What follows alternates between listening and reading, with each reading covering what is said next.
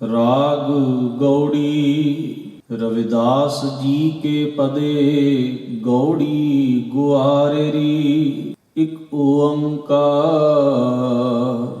सतनाम करता पुरख गुर प्रसाद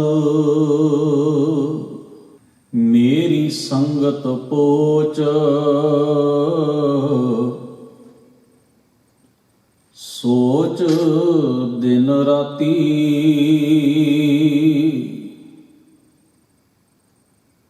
मेरा कर्म कुटिलता जन्म कुभांति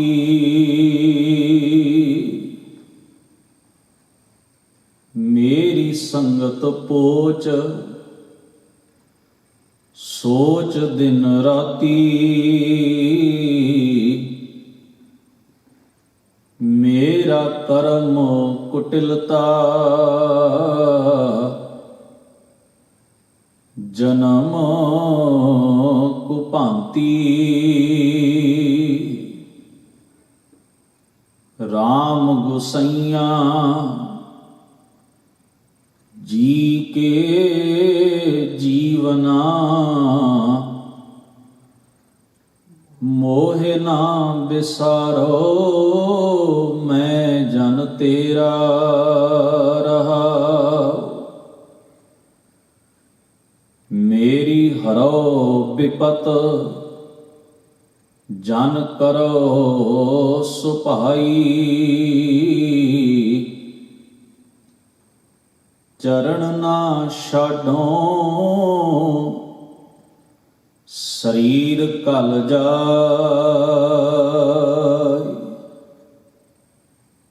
कह रविदास परों तेरी संभाल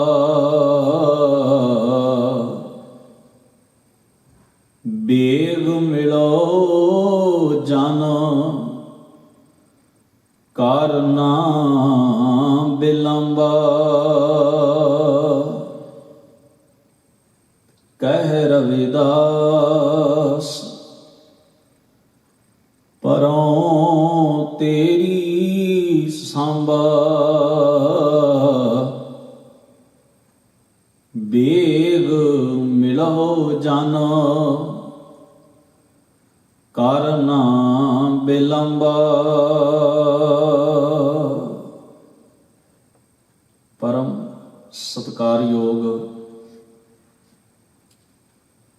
गुरु ग्रंथ साहिब सच्चे पातशाह महाराज जी दे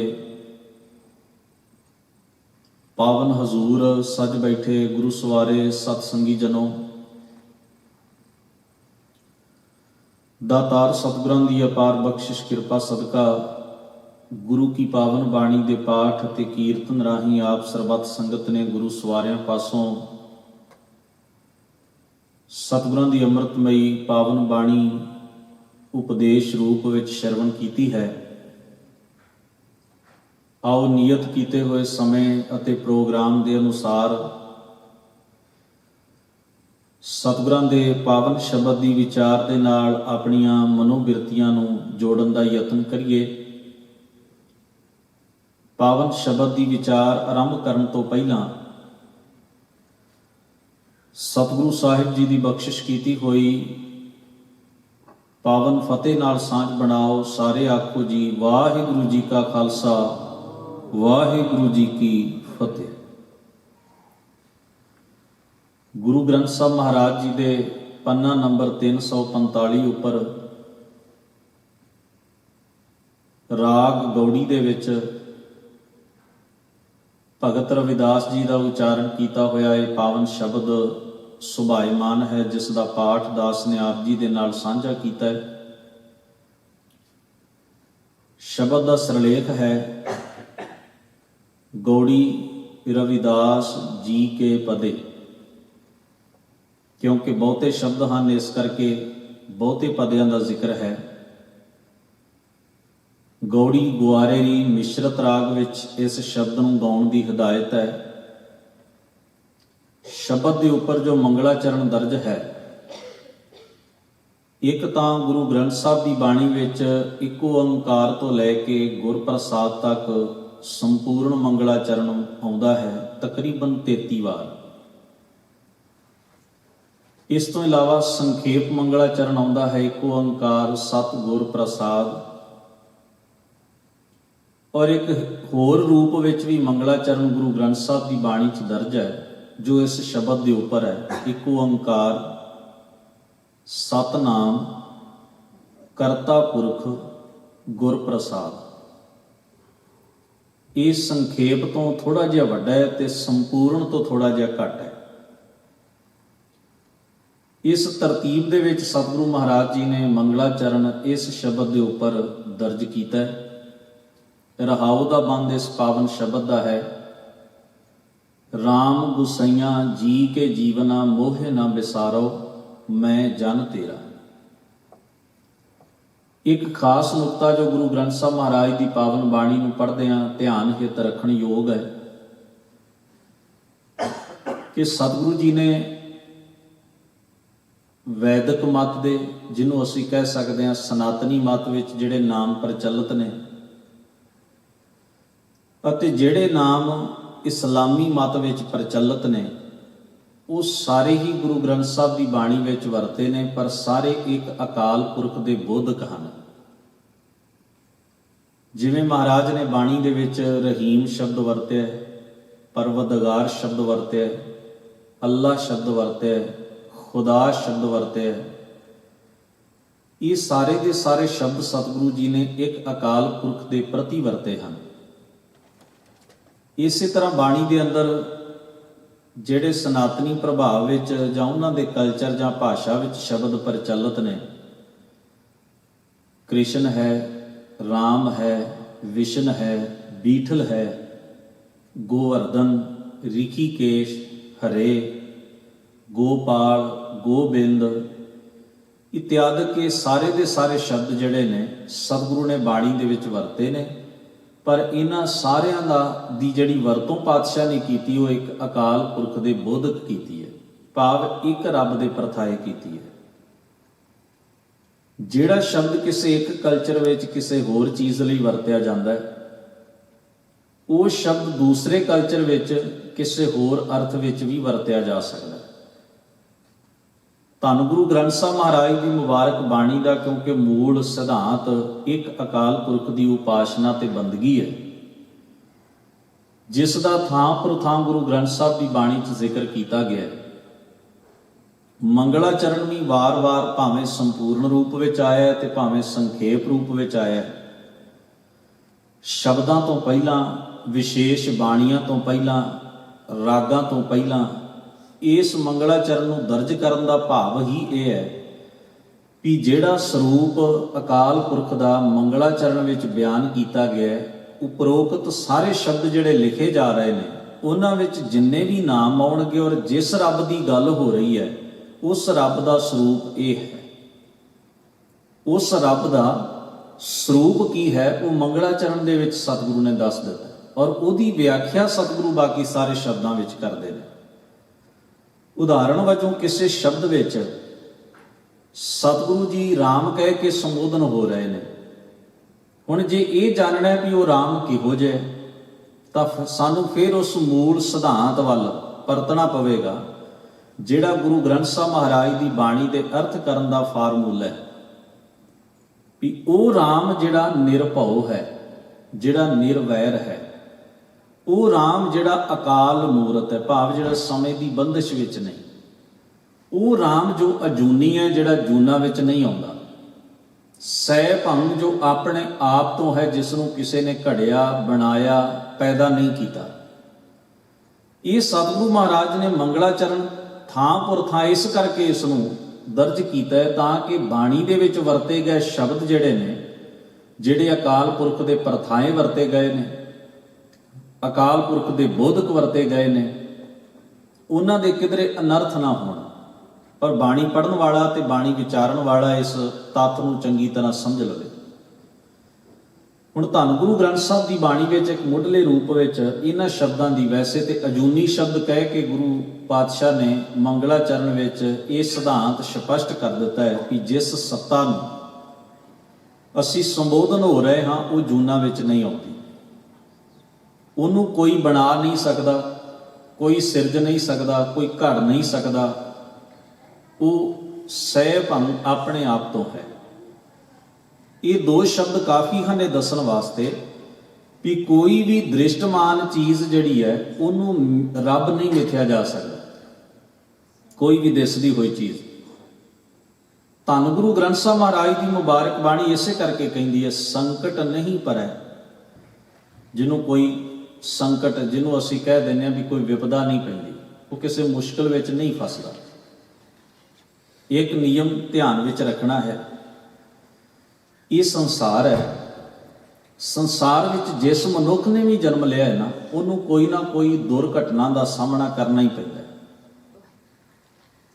ਆਮ ਜਨ ਸਧਾਰਨ ਅਸੀਂ ਲੋਕ ਜੀਵਨ ਜਿਉਣ ਵਾਲੇ ਵੀ ਚੰਗੀਆਂ ਮਾੜੀਆਂ ਘਟਨਾਵਾਂ ਦੇ ਸ਼ਿਕਾਰ ਹੁੰਦੇ ਹਾਂ।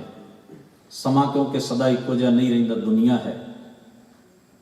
ਕੁਝ ਘਟਨਾਵਾਂ ਸਾਡੇ ਕੰਮਾਂ ਕਰਕੇ ਵਾਪਰ ਜਾਂਦੀਆਂ ਨੇ, ਕੁਝ ਸਮਾਜ ਦੀ ਉਥਲ-ਪੁਥਲ ਕਰਕੇ ਵਾਪਰਦੀਆਂ ਨੇ, ਕੁਝ ਕੁਦਰਤੀ ਵਾਪਰਦੀਆਂ ਨੇ। ਅਸੀਂ ਉਹਨਾਂ ਦੇ ਸ਼ਿਕਾਰ ਹੁੰਦੇ ਹਾਂ। ਮੰਨ ਲਵੋ ਕੋਈ ਕੁਦਰਤੀ ਤੌਰ ਤੇ ਐਸੀ ਘਟਨਾ ਵਾਪਰ ਗਈ ਜਿਸ ਨੇ ਬੇਸ਼ੁਮਾਰ ਨੁਕਸਾਨ ਸਾਡੇ ਹਿਸਾਬ ਨਾਲ ਮਨੁੱਖ ਜਾਤੀ ਦਾ ਕੀਤਾ। ਉਸ ਦੁਰਘਟਨਾ ਨੂੰ ਸਦੀਆਂ ਤੱਕ ਲੋਕ ਯਾਦ ਕਰਦੇ ਨੇ, ਕਿਉਂਕਿ ਅਸੀਂ ਉਹਦੇ ਸ਼ਿਕਾਰ ਹੁੰਦੇ ਹਾਂ। ਸਾਡੇ ਤੇ ਉਹਨਾਂ ਦਾ ਪੂਰਾ ਇਫੈਕਟ ਪੈਂਦਾ ਹੈ, ਪ੍ਰਭਾਵ ਪੈਂਦਾ ਹੈ। ਇਸ ਧਰਤੀ ਦੇ ਉੱਤੇ ਜਿਹੜੇ ਨੇਕ ਚਾਲ ਚੱਲਣ ਵਾਲੇ ਸਤਿਪੁਰਸ਼ ਨੇ, ਉਹਨਾਂ ਨੂੰ ਵੀ ਐਸੀਆਂ ਘਟਨਾਵਾਂ ਦਾ ਸਾਹਮਣਾ ਕਰਨਾ ਪੈਂਦਾ ਹੈ। ਉਹ ਵੀ ਬਹੁਤ ਵਿਪਦਾਵਾਂ ਵਿੱਚੋਂ ਨਿਕਲਦੇ ਨੇ, ਕਿਉਂਕਿ ਜਦੋਂ ਨੇਕ ਕਰਮ ਕਰਦੇ ਨੇ ਤਾਂ ਉਸ ਨੇਕੀ ਦੇ ਨਾਲ ਜਿਨ੍ਹਾਂ ਦੇ ਸਵਾਰਥ ਤੇ ਹੰਕਾਰ ਨੂੰ ਸੱਟ ਵੱਜਦੀ, ਉਹ ਉਹਨਾਂ ਦੇ ਤਕੜੇ ਵਿਰੋਧੀ ਤੇ ਵੈਰੀ ਬਣ ਜਾਂਦੇ ਨੇ। ਤਾਂ ਉਹਨਾਂ ਨੂੰ ਕਈ ਵਾਰ ਸੂਲੀਆਂ ਤੇ ਵੀ ਚੜਾਇਆ ਜਾਂਦਾ ਹੈ, ਜ਼ਹਿਰ ਦੇ ਪਿਆਲੇ ਪੀਣ ਲਈ ਦੇ ਦਿੱਤੇ ਜਾਂਦੇ ਨੇ, ਖੋਪਰ ਲਾ ਦਿੱਤੇ ਜਾਂਦੇ ਨੇ, ਤਤੀਆਂ ਤਵੀਆਂ ਤੇ ਬੈਠਣਾ ਪੈਂਦਾ ਹੈ, ਆਪਣਾ ਆਪ ਕਟਵਾਉਣਾ ਪੈਂਦਾ ਹੈ। ਇਹ ਸਾਰਾ ਕੁਝ ਉਹਨਾਂ ਨਾਲ ਇਸ ਸੰਸਾਰ ਵਿੱਚ ਵਾਪਰਦਾ ਹੈ। ਪਰ ਅਕਾਲ ਪੁਰਖ ਪ੍ਰਭੂ ਦੀ ਜਿਹੜੀ ਹਸਤੀ, ਉਹ ਇਹੋ ਜਿਹੇ ਕਿਸੇ ਸੰਕਟ ਵਿੱਚ ਨਹੀਂ ਪੈਂਦੀ। ਉਹਦੇ ਨਾਲ ਕੋਈ ਦੁਰਘਟਨਾ ਨਹੀਂ ਹੁੰਦੀ। ਅਗਲਾ ਬਚਨ ਆਖਿਆ, ਜੋਨ ਨਹੀਂ ਆਵੇ, ਉਹ ਜੂਨਾਂ ਵਿੱਚ ਨਹੀਂ ਆਉਂਦਾ। ਸਾਡੇ ਵਾਂਗ, ਪਸ਼ੂਆਂ ਵਾਂਗ, ਪੰਛੀਆਂ ਵਾਂਗ, ਬਨਸਪਤੀ ਵਾਂਗ, ਇਹ ਸਭ ਜੂਨਾਂ ਨੇ। ਗੌਰ ਕਰਨਾ, ਇਹ ਸਾਰੀਆਂ ਜੂਨਾਂ ਨੇ। ਮਨੁੱਖ ਹੋਵੇ, ਪਸ਼ੂ ਹੋਵੇ, ਪੰਛੀ ਹੋਵੇ, ਬਨਸਪਤੀ ਹੋਵੇ, ਸਾਰੀਆਂ ਜੂਨਾਂ ਨੇ। ਰੱਬ ਇਹਨਾਂ ਵਿੱਚੋਂ ਕਿਸੇ ਵੀ ਜੂਨ ਵਿੱਚ ਨਹੀਂ। ਨਾ ਉਹ ਪੱਥਰ ਵਿੱਚ ਹੈ, ਨਾ ਉਹ ਬਨਸਪਤੀ ਰੂਪ ਵਿੱਚ ਹੈ, ਨਾ ਉਹਨੇ ਮਨੁੱਖ ਰੂਪ ਵਿੱਚ ਸਿੱਧੇ ਤੌਰ ਤੇ ਜਨਮ ਲਿਆ, ਨਾ ਉਹ ਪਸ਼ੂ ਤੇ ਪੰਛੀ ਰੂਪ ਵਿੱਚ। ਜੋਤ ਉਹਦੀ ਸਾਰਿਆਂ 'ਚ ਹੈ। ਪਰ ਇਹਨਾਂ ਵਿੱਚੋਂ ਕਿਸੇ ਇੱਕ ਚੀਜ਼ ਨੂੰ ਰੱਬ ਨਹੀਂ ਮਿਥਿਆ ਜਾ ਸਕਦਾ। ਹੈ ਸਾਰਾ ਕੁਝ ਹੀ ਰੱਬ ਦੀ ਪੈਦਾਇਸ਼ ਕੀਤੀ ਹੋਈ ਕੁਦਰਤ ਵਿੱਚੋਂ, ਪਰ ਕਿਸੇ ਚੀਜ਼ ਨੂੰ ਮਿਥ ਕੇ ਵੀ ਇੰਨੇ ਹਜ਼ਾਰ, ਇੰਨੇ ਲੱਖ, ਅਰਬ ਬੰਦਿਆਂ ਵਿੱਚੋਂ ਆਹ ਬੰਦਾ ਰੱਬ ਹੈ, ਇਸ ਚੀਜ਼ ਦਾ ਗੁਰਮਤਿ ਨੇ ਖੰਡਨ ਕੀਤਾ। ਏਡੇ ਵੱਡੇ ਵੱਡੇ ਪਹਾੜ ਨੇ, ਪਰਬਤ ਨੇ, ਵੀ ਆਹ ਜਿਹੜਾ ਪੱਥਰ ਮੈਂ ਫੜੀ ਬੈਠਾ ਇਹ ਰੱਬ ਹੈ। ਗੁਰਮਤਿ ਨੇ ਆਖਿਆ ਨਹੀਂ। ਜੇ ਉਹ ਦਿਓ ਤਾਂ ਉਹ ਭੀ ਦੇਵਾ, ਕਹਿ ਨਾਮ ਦਿਓ ਹਮ ਹਰ ਕੀ ਸੇਵਾ। ਜੇ ਇਹ ਭਗਵਾਨ ਹੈ ਤੇ ਵੱਡਾ ਵੱਡਾ ਪਹਾੜ ਜਿਹੜੇ ਪੱਥਰਾਂ ਦੇ ਨੇ, ਇਹ ਕੀ ਹੋਏ? ਸਤਿਗੁਰੂ ਮਹਾਰਾਜ ਨੇ ਇਸ ਕਰਕੇ ਇਹਨਾਂ ਸਾਰੀਆਂ ਚੀਜ਼ਾਂ ਨੂੰ ਆਖਿਆ ਵੀ ਇਹ ਤਾਂ ਪੈਦਾ ਕੀਤੀਆਂ ਹੋਈਆਂ ਚੀਜ਼ਾਂ ਨੇ। ਅਕਾਲ ਪੁਰਖ ਉਹ ਹੈ ਜਿਹੜਾ ਪੈਦਾ ਕਰਨ ਵਾਲਾ ਹੈ। ਇਹ ਸਾਰੀਆਂ ਚੀਜ਼ਾਂ ਕਾਲ ਦੇ ਪ੍ਰਭਾਵ ਅਧੀਨ ਨੇ, ਸਮੇਂ ਦੇ ਪ੍ਰਭਾਵ ਅਧੀਨ ਨੇ। ਉਹ ਐਸੀ ਹਸਤੀ ਹੈ ਜਿਹੜੀ ਸਮੇਂ ਦੇ ਪ੍ਰਭਾਵ ਅਧੀਨ ਨਹੀਂ। ਇਸ ਵਾਸਤੇ ਮਹਾਰਾਜ ਕਹਿੰਦੇ, ਸੰਕਟ ਨਹੀਂ ਪਰੈ, ਜੋਨ ਨਹੀਂ ਆਵੈ, ਨਾਮ ਨਿਰੰਜਨ ਜਾਕੋ ਰੇ। ਨਾਮ ਦਾ ਭਾਵ ਹੈ ਹਸਤੀ। ਜਿਸ ਪ੍ਰਭੂ ਦੀ ਹਸਤੀ, ਜਿਹਦਾ ਵਜੂਦ ਜਿਹੜਾ ਹੈ ਉਹ ਮਾਇਆ ਦੇ ਪ੍ਰਭਾਵ ਤੋਂ ਰਹਿਤ ਹੈ। ਉਹਦੇ ਉੱਤੇ ਮਾਇਆ ਦਾ ਕੋਈ ਪ੍ਰਭਾਵ, ਕੋਈ ਵਿਕਾਰ ਉਹਨੂੰ ਨਹੀਂ ਪਾਉਂਦਾ। ਕੋਈ ਕ੍ਰੋਧ, ਕੋਈ ਲੋਭ, ਕੋਈ ਮੋਹ, ਕੋਈ ਕਾਮ, ਕੋਈ ਹਉਮੈ, ਕੋਈ ਈਰਖਾ, ਕੋਈ ਦਵੈਸ਼, ਕੁਝ ਵੀ ਉਹਦੇ ਨੇੜੇ ਨਹੀਂ। ਉਹ ਇਹਨਾਂ ਚੀਜ਼ਾਂ ਤੋਂ ਪਰੇ ਬਿਲਕੁਲ। ਕਬੀਰ ਕੋ ਸੁਆਮੀ ਐਸੋ ਠਾਕੁਰ, ਜਾ ਕੇ ਮਾਈ ਨਾ ਬਾਪੋਰੇ। ਕਬੀਰ ਦਾ ਮਾਲਕ ਐਸਾ ਸੁਆਮੀ ਪਰਮੇਸ਼ਰ ਹੈ ਜਿਸ ਦੀ ਨਾ ਕੋਈ ਮਾਂ ਹੈ, ਜਿਸ ਦਾ ਨਾ ਕੋਈ ਬਾਪ ਹੈ। ਭਾਵ ਨੂੰ ਪੈਦਾ ਕਰਨ ਵਾਲਾ ਕੋਈ ਨਹੀਂ। ਆਪਾਂ ਨਿਤਨੇਮ ਜਿਸ ਵੇਲੇ ਕਰਦੇ ਹਾਂ, ਗੁਰੂ ਨਾਨਕ ਮਹਾਰਾਜ ਜੀ ਦੇ ਇਹ ਪਾਵਨ ਬਚਨ ਆਪਾਂ ਪੜ੍ਹਦੇ ਹਾਂ, ਥਾਪਿਆ ਨਾ ਜਾਏ, ਕੀਤਾ ਨਾ ਹੋਏ।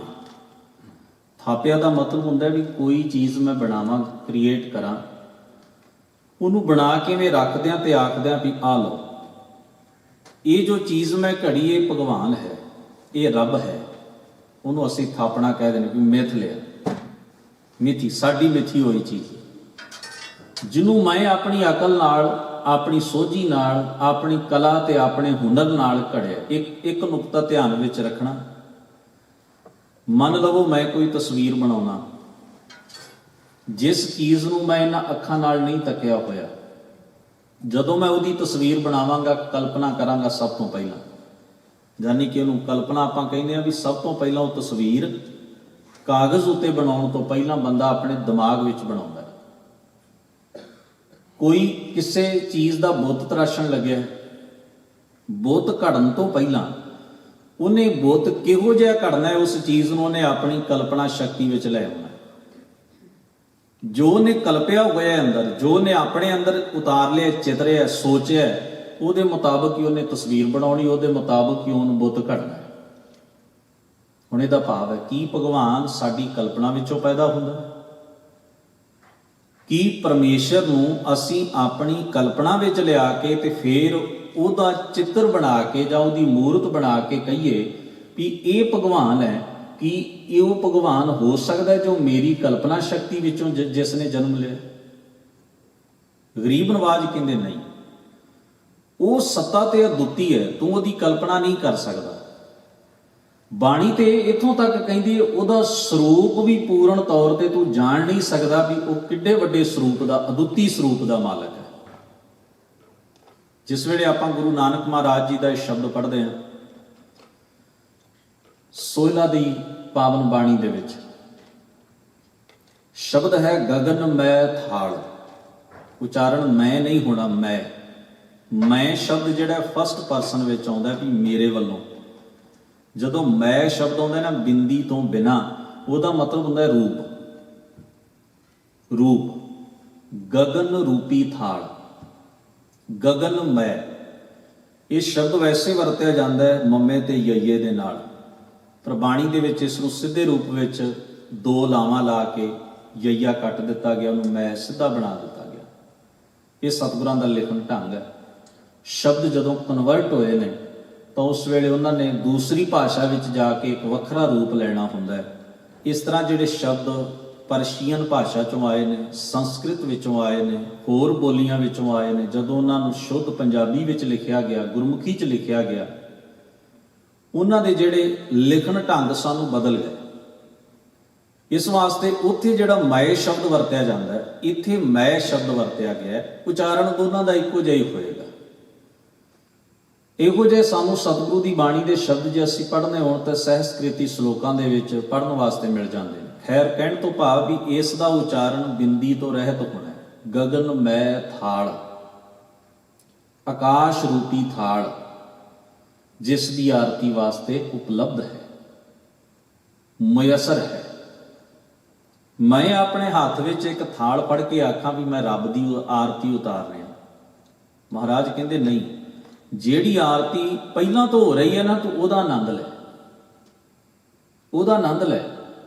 ਇਹ ਕੀਤਾ ਹੋਇਆ ਕਰਮ ਤੇਰੇ ਅੰਦਰ ਹਉਮੈ ਪੈਦਾ ਕਰੇਗਾ। ਇਹ ਕਰਮ ਕਾਂਡ ਤੂੰ ਇੱਕ ਥਾਂ ਤੇ ਰੱਬ ਨੂੰ ਮਿੱਥ ਕੇ ਕਰ ਸਕਦਾ ਹੈ ਵੀ ਆਹ ਰੱਬ, ਪਹਿਲਾਂ ਮਿੱਥਣਾ ਪਏਗਾ ਵੀ ਆਹ ਰੱਬ ਹੈ, ਫਿਰ ਉਸ ਮਿੱਥੇ ਹੋਏ ਦੀ ਆਰਤੀ ਕਰਨ ਵਾਸਤੇ ਥਾਲ ਹੱਥ 'ਚ ਫੜਨਾ ਪੈਣਾ। ਇਹਦਾ ਮਤਲਬ ਤੂੰ ਰੱਬ ਮਿੱਥੇਗਾ ਤੇ ਫੇਰ ਹੀ ਆਰਤੀ ਕਰੇਗਾ ਨਾ, ਤੈਨੂੰ ਮਿੱਥਣ ਦੀ ਲੋੜ ਹੀ ਕੀ ਹੈ?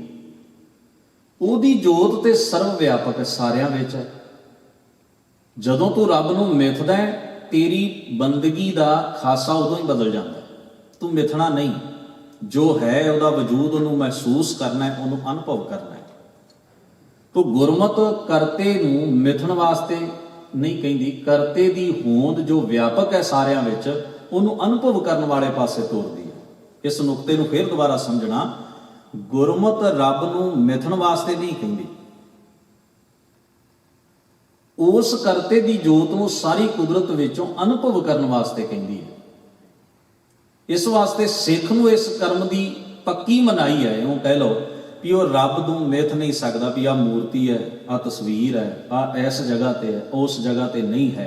ਇਹ ਬਚਨ ਕਹਿਣਾ ਹੀ ਆਪਣੇ ਆਪ ਵਿੱਚ ਗੁਰੂ ਗ੍ਰੰਥ ਸਾਹਿਬ ਦੇ ਸਿਧਾਂਤ ਦੀ ਖੰਡਣਾ, ਕਿਉਂਕਿ ਸਤਿਗੁਰੂ ਦੀ ਬਾਣੀ ਕਹਿੰਦੀ ਹੈ ਜਲ ਥਲ ਮਹੀਲ ਪੂਰਿਆ ਸੁਆਮੀ ਸਿਰਜਣਹਾਰ ਅਨੇਕ ਭਾਂਤ ਹੋਏ ਪਸਰਿਆ। ਤੂੰ ਤਾਂ ਉਹਦਾ ਇੱਕ ਰੂਪ ਸਥਾਪਿਤ ਕਰੇਗਾ ਨਾ, ਉਹ ਤਾਂ ਅਨੇਕ ਭਾਂਤ ਹੋਏ ਪਸਰਿਆ। ਨਾਨਕ ਏਕੰਕਾਰ, ਉਹ ਇੱਕ ਜੋਤ ਅਨੇਕ ਰੂਪ ਅਨੇਕ ਭਾਂਤ ਹੋ ਕੇ ਪਸਰੀ ਹੋਈ ਹੈ। ਤੋ ਇਸੇ ਸ਼ਬਦ ਵਿੱਚ ਮਹਾਰਾਜ ਨੇ ਉਹਦਾ ਜ਼ਿਕਰ ਕੀਤਾ, ਸਭ ਮਹਿ ਜੋਤ ਜੋਤ ਹੈ ਸੋਏ, ਤਿਸ ਦਾ ਚਾਨਣ ਸਭ ਮਹਿ ਚਾਨਣ ਹੋਏ। ਗੁਰ ਸਾਖੀ ਜੋਤ ਪ੍ਰਗਟ ਹੋਏ, ਕਿ ਉਹਦੀ ਜੋਤ ਤਾਂ ਸਰਬ ਜੋਤ ਤੇਰੀ ਪਸਰੀ ਸਾਰਿਆਂ ਵਿੱਚ ਹੈ। ਅਗਲਾ ਜਿਹੜਾ ਬਚਨ ਕਿਹਾ, ਕਹਿੰਦੇ ਸਹਸ ਤਵ ਨੈਣ, ਸਹਸ ਕਹਿੰਦੇ ਹਜ਼ਾਰਾਂ, ਕਹਿੰਦੇ ਹੇ ਮੇਰੇ ਮਾਲਕ ਅਕਾਲ ਪੁਰਖ ਤੇਰੀਆਂ ਹਜ਼ਾਰਾਂ ਹੀ ਅੱਖਾਂ ਨੇ। ਅਸੀਂ ਘੜਨ ਵਾਲੇ ਕਿੰਨੀਆਂ ਘੜਾਂਗੇ? 2, ਕਿਉਂਕਿ ਅਸੀਂ ਮਨੁੱਖ ਰੂਪ ਵਿੱਚ ਹੀ ਉਹਨੂੰ ਚਿਤਰਨ ਦੀ ਕੋਸ਼ਿਸ਼ ਕਰਾਂਗੇ। ਜਾਂ ਜਿਹੜਾ ਸਾਨੂੰ ਪਸ਼ੂ ਪ੍ਰਭਾਵਿਤ ਕਰਦਾ ਹੈ, ਪੰਛੀ ਪ੍ਰਭਾਵਿਤ ਕਰਦਾ, ਜੋ ਸਾਡੀ ਕਲਪਨਾ ਸ਼ਕਤੀ ਅਸੀਂ ਉਵੇਂ ਘੜ ਲਵਾਂਗੇ ਉਹਨੂੰ।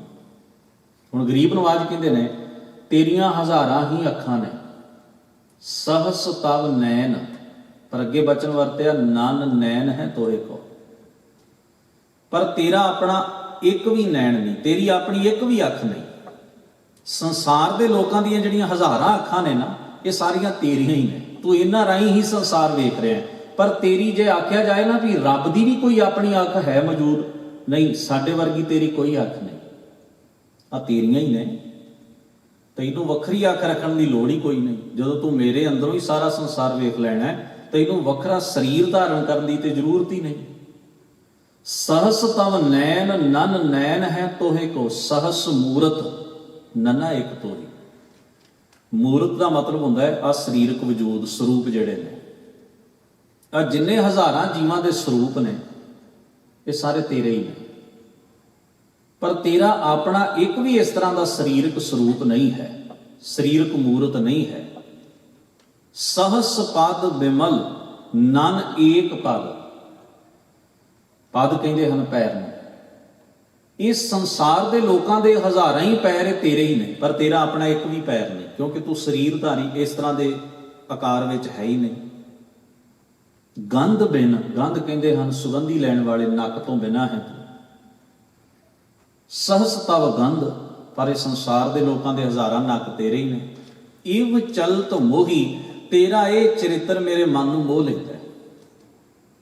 ਮੈਂ ਵੇਖਦਾ ਵੀ ਸੰਸਾਰ ਦੇ ਹਜ਼ਾਰਾਂ ਹੀ ਲੋਕਾਂ ਦੇ ਅੰਦਰ ਤੂੰ ਆਪੇ ਰਸੀਆ, ਆਪ ਰਸ, ਆਪੇ ਰਾਵਣਹਾਰ, ਆਪੇ ਹੋਵੇ ਚੋਲੜਾ, ਆਪੇ ਸੇਜ ਪਧਾਰ, ਰੰਗ ਰਤਾ ਮੇਰਾ ਸਾਹਿਬ ਰਵ ਰਹਿਆ ਭਰਪੂਰ। ਆਪੇ ਮਾਛੀ ਮਾਛਲੀ, ਆਪੇ ਪਾਣੀ ਜਾਲ, ਆਪੇ ਜਾਲ ਮਣਕੜਾ, ਆਪੇ ਵਿੱਚ ਸੇਵਾ, ਆਪੇ ਬਹੁ ਬਿਦ ਰੰਗੁਲਾ ਸਕੀਏ ਮੇਰਾ ਲਾਲ। ਗੁਰੂ ਗ੍ਰੰਥ ਸਾਹਿਬ ਮਹਾਰਾਜ ਕਹਿੰਦੇ ਉਹ ਕਿਹੜੀ ਥਾਂ ਜਿੱਥੇ ਉਹਦੀ ਸੱਤਾ ਹੁਕਮ ਰੂਪ ਵਿੱਚ, ਜੋਤ ਰੂਪ ਵਿੱਚ ਵਰਤ ਨਹੀਂ ਰਹੀ। ਯਾਨੀ ਕਿ ਸਤਿਗੁਰੂ ਸੱਚੇ ਪਾਤਸ਼ਾਹ ਇਹਦੇ ਵਿੱਚ ਸਰਗੁਣ ਤੇ ਨਿਰਗੁਣ ਦੋ ਰੂਪਾਂ ਦਾ ਜ਼ਿਕਰ ਗੁਰੂ ਮਹਾਰਾਜ ਗੁਰੂ ਨਾਨਕ ਸਾਹਿਬ ਨੇ ਇਸ ਸ਼ਬਦ ਦੀਆਂ ਇਹਨਾਂ ਪੰਕਤੀਆਂ ਵਿੱਚ ਕਰ ਦਿੱਤਾ। ਹੁਣ ਜਿਹੜਾ ਰਮਿਆ ਹੋਇਆ ਉਹਨੂੰ ਗੁਰੂ ਗ੍ਰੰਥ ਸਾਹਿਬ ਨੇ ਕੀ ਆਖਿਆ? ਰਾਮ।